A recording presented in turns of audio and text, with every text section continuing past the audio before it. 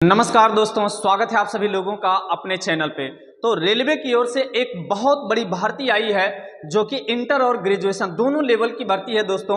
और इस भर्ती की कयास लगाई जा रही थी कि एक भारी मात्रा में भर्ती मिलने वाली है, लेकिन जैसा उम्मीद किया गया था दोस्तों वैसा मिला नहीं हम लोगों को।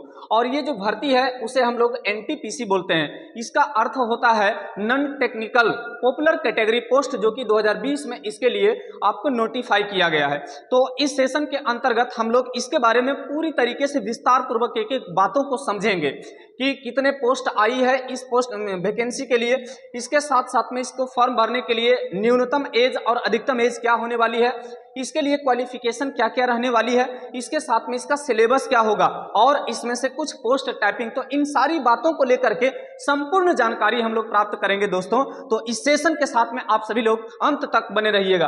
तो सबसे पहले दोस्तों आपका जो पोस्ट है वो रेलवे एनटीपीसी जो कि न्यू रिक्वायरमेंट है और इसे 2024 में नोटिफाई किया गया। दोस्तों ऐसा कहा गया था कि लगभग 19,500 तक ये वैकेंसी आने की संभावना थी, लेकिन जैसा कि पेपर कटिंग वगैरह में भी दिया गया था, लेकिन हम लोगों को भर्ती मिल पाई है 11,558, जो कि नोटिफाई कर दिया गया है 11,558। अब दोस्तों बहुत सारे ऐसे पोस्ट थे रेलवे में जो कि भर्ती बहुत कम दिया गया, लेकिन धीरे धीरे करके पोस्ट उसको बढ़ा दिया गया। तो इस फॉर्म को भरना नहीं भूलें। इस फॉर्म को अप्लाई करने का जो डेट रखा गया है दोस्तों, इसमें से दो प्रकार की कैटेगरी के आधार पे कुछ पोस्ट ऐसे हैं जो कि ग्रेजुएट लेवल पर हैं और कुछ पोस्ट ऐसे हैं जो कि इंटर लेवल पर हैं, यानी कि 12th लेवल पर भरे जाएंगे। ग्रेजुएशन लेवल की जो पोस्ट है दोस्तों उसको भरने के लिए 24 सितंबर से लेकर के 13 अक्टूबर तक डेट आपको दिया गया है, यानी कि 14 सितंबर से लेकर के 13 अक्टूबर तक एक महीने तक आप फॉर्म भर सकते हैं। ये ग्रेजुएट लेवल वालों के लिए है, लेकिन इंटर वालों के लिए जो फॉर्म भरने का जो डेट दिया गया है वो 21 सितंबर से लेकर के 20 अक्टूबर तक दिया गया, यानी कि 14 तारीख से शुरुआत हो जाएगा ग्रेजुएशन वाले का और 12th वाले का शुरुआत होगा 21 तारीख से, और दोनों का टाइम एक महीना दिया गया है। इसमें से फी की अगर बात करें दोस्तों तो जनरल कैटेगरी हो, ओबीसी हो या ईडब्ल्यूएस हो, फॉर्म भरने के लिए 500 रुपये इसमें से लिए जाएंगे। इसमें से 100 रुपये आपका फी होगा। बाकी जो इसमें से होंगे आपका, यदि किसी प्रकार रिजल्ट भगवान ना करे ऐसा हो कि गड़बड़ाए, लेकिन अगर किसी प्रकार रिजल्ट नहीं होती है तो 400 रुपये आपको वापस कर दिया जाएगा। इसके साथ में SC ST कैटेगरी के लिए 250 रुपये लिए जाएंगे।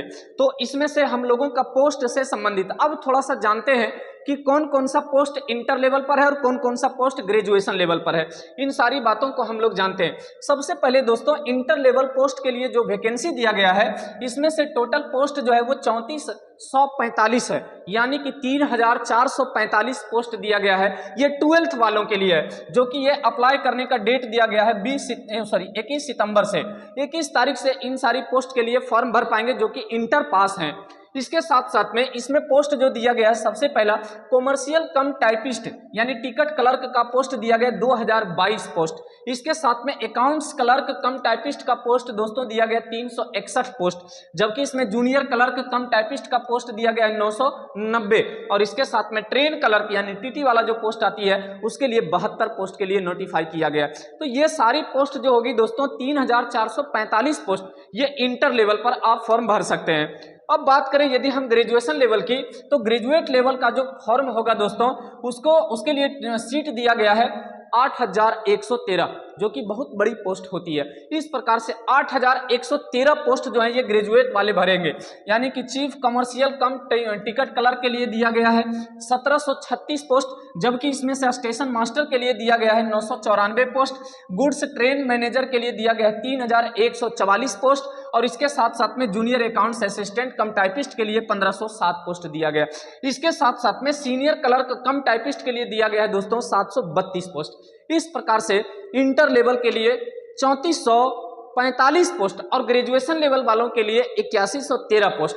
इस प्रकार की आपका टोटल पोस्ट जो दिया गया है 11,000 के समथिंग दिया, 11,500 के समथिंग दिया हुआ है। अब थोड़ा सा हम बात करते हैं दोस्तों कि कितना एज वाले इस फॉर्म को भर सकते हैं। तो न्यूनतम एज जो होना चाहिए फॉर्म भरने के लिए वो 18 वर्ष होना चाहिए। न्यूनतम एज 18 वर्ष होना चाहिए दोस्तों, और 18 वर्ष से पहले जिनका भी एज होगा वो फॉर्म नहीं भर सकते हैं। आपका जो एज लिमिट होगा दोस्तों वह 1/1/2025 से काउंट किया जाएगा, यानी कि आपका एज जो होगा वो 1 जनवरी 2025 से काउंट किया जाएगा। यदि आप इंटर लेवल से फॉर्म भर रहे हैं तो आपका न्यूनतम 18 और मैक्सिमम यानी अधिकतम 33 वर्ष होना चाहिए। अगर ग्रेजुएट लेवल की पोस्ट के लिए आप भर रहे हैं दोस्तों तो न्यूनतम 18 वर्ष और अधिकतम 36 वर्ष होना चाहिए।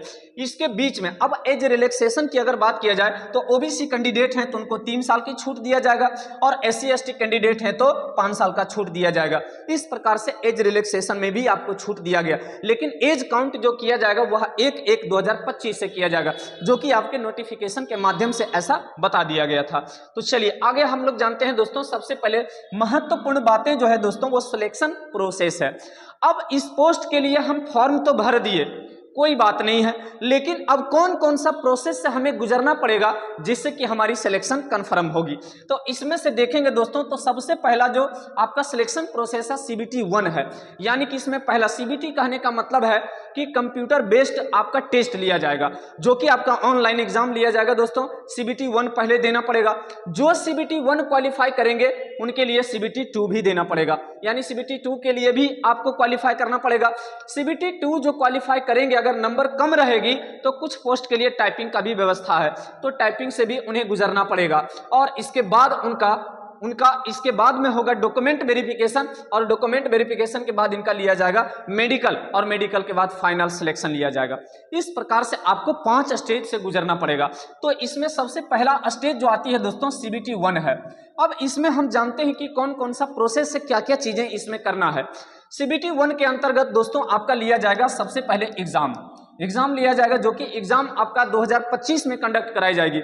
जनवरी फरवरी के आसपास में इसका एग्जाम कंडक्ट कराने की बात किया गया है। तो CBT 1 जो लिया जाएगा दोस्तों, इसके लिए सिलेबस, नंबर ऑफ क्वेश्चन, क्या इसके अंतर्गत रहने वाली इन सारी चीजों को जानते हैं। सबसे पहला आपका जो सिलेबस होगा दोस्तों, इसके अंतर्गत आपका मैथ पूछा जाएगा। मैथ का जो क्वेश्चन रहेगा दोस्तों वो नंबर ऑफ क्वेश्चन 30 रहेगा, 30 क्वेश्चन मैथ पूछा जाएगा।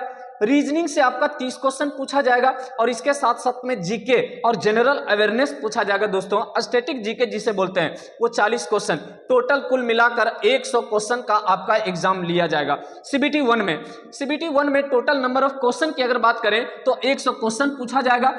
इसके लिए टोटल मार्क्स की जो दिया जाएगा वो 100 मार्क्स का आपका एग्जाम रहेगा।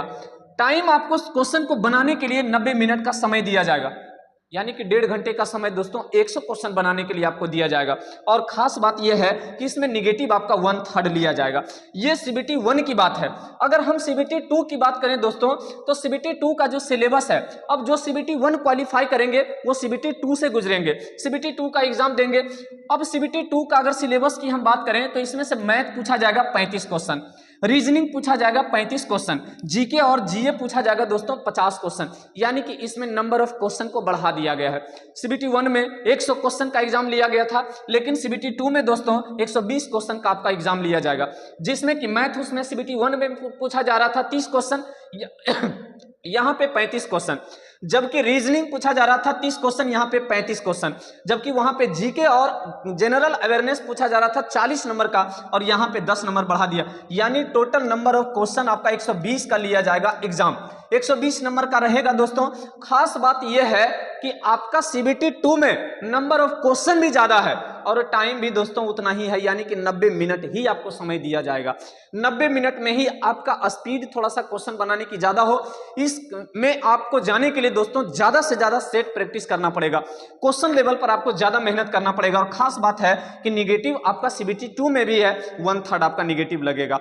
इस प्रकार से आपका CBT 1 और CBT 2 ये दोनों प्रकार का एग्जाम आपको लिया जाएगा दोस्तों। इस प्रकार से इस एग्जाम को देखते हुए बहुत ही जल्द आपके लिए सेट प्रोवाइड करा दी जाएगी, और क्लास भी आपको शाम में 3 से 5 के बीच में आपको क्लास भी दे दिया जाएगा, जो कि ऑफलाइन ऑनलाइन और दोनों रहने की संभावना रहेगी। फॉर्म अप्लाई करने का डेट दोस्तों दे दिया गया है, जो कि 14 सितंबर से शुरू होगा ग्रेजुएशन लेवल वाले का, और 13 अक्टूबर तक ये चलेगा, जबकि इंटर लेवल वाले जो हैं उनका फॉर्म फिलअप होगी 21 सितंबर को, और उनका लास्ट डेट होगा दोस्तों 20 अक्टूबर को। इस प्रकार से इस वैकेंसी को आप मिस ना करें। सीट अभी 11,000 समथिंग है, लेकिन उम्मीद जताई जा रही है कि सीट इसमें बढ़ने की संभावना होगी। इसलिए आपकी सफलता के लिए हम कामना करते हैं और आपकी सफलता के लिए हम बहुत सारे प्लानिंग भी करेंगे, मेहनत भी करेंगे। आपको चैनल के माध्यम से सारी जानकारियां मिलती रहेगी। इस फॉर्म को जरूर से जरूर भरें और आप एक सफल मार्ग पर, आप एक बहुत ही बेहतर स्थान पर आप अपने आप को सुरक्षित महसूस करें। इस प्रकार से आज के सेशन के अंतर्गत हम लोगों का जानकारी से संबंधित ये सेशन था। आज के सेशन इतना ही रहेगा, तब तक के लिए सारे लोगों को जय हिंद।